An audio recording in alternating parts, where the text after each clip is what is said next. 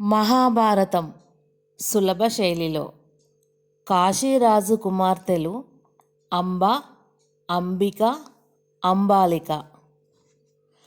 విజయశ్రీతో తిరిగి వచ్చిన కొడుకును మహారాణి దీవించింది. పౌరులు ప్రస్తుతించారు. శుభముహూర్తం నిర్ణయించి ఆ ముగ్గురి కన్నెలను తన తమ్మునికి ఇచ్చి వివాహం చేయడానికి నిశ్చయించాడు భీష్ముడు. క్షణాల మీద హస్తినాపురం కళ్యాణ శోభలతో అలంకరింపబడింది. బంధుమిత్రులతో పరివారంతో రాజభవనం కలకలలాడింది.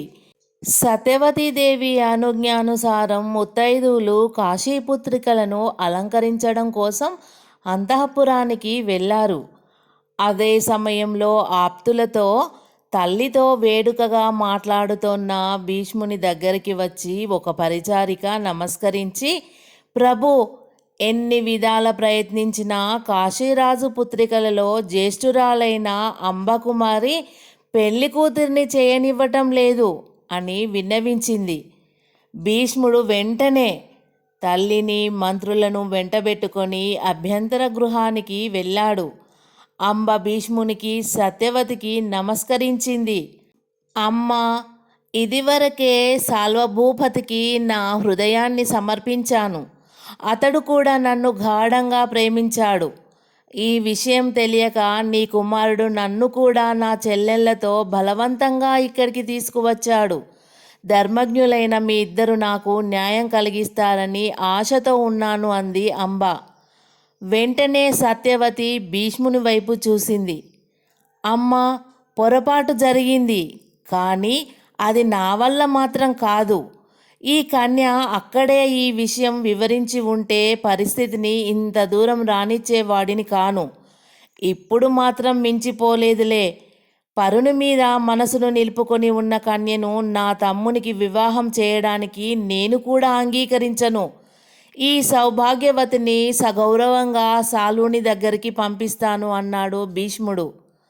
అలాగే నాయనా, నీ ఇష్ట ప్రకారమే చెయ్యి అని సత్యవతి అంబను దీవించింది. అనంతరం భీష్ముడు అంబకు అనర్గములైన వస్త్రభూషణ మాల్వాను లేపనాదులను చెల్లెలికి ఇచ్చినట్లు ఇచ్చి బంగారు రథం ఎక్కించి కొంత పరివారాన్ని తోడు చేసి సాల్వరాజధానికి పంపించాడు. ఆ తరువాత అంబికను, అంబాలికను విచిత్ర వీర్యునికి ఇచ్చి భీష్ముడు మహావైభవంతో వివాహం చేశాడు. ఆ శుభముహూర్తంలోనే పట్టాభిషేక మహోత్సవం కూడా నిర్వర్తించాడు. కానీ ఆ సంతోషం వారిని ఎంతో కాలం అనుభవింపనీయలేదు. అనవరత కామాసక్తుడైన విచిత్ర వీర్యుడు భ్రష్టవీరుడై జవసత్వాలు క్షీణించి ఒక రోజున భీష్ముణ్ణి, తల్లిని, భార్యలను, తక్కిన హితులందరినీ కూడా శోకసాగరంలో ముంచి స్వర్గానికి నిర్గమించాడు. దుర్భరమైన పుత్ర వియోగ దుఃఖంతో సత్యవతి అల్లాడిపోయింది.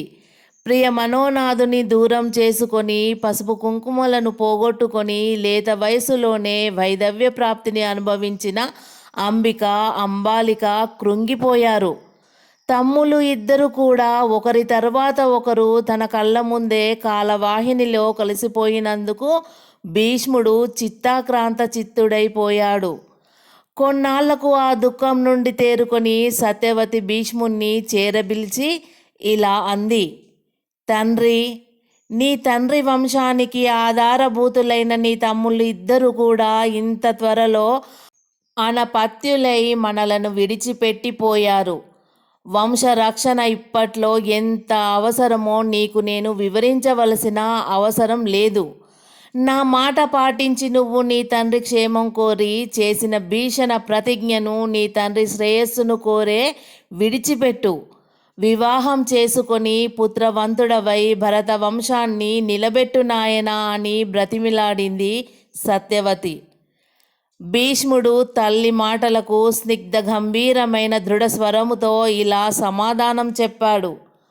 జనని, సర్వలోక పవిత్రురాలైన గంగాభవాని కడుపున జన్మించిన నేను ప్రతిజ్ఞాపాలనను నిర్వహించుకోలేకపోతే లోకాలన్నీ తారుమారైపోతాయి.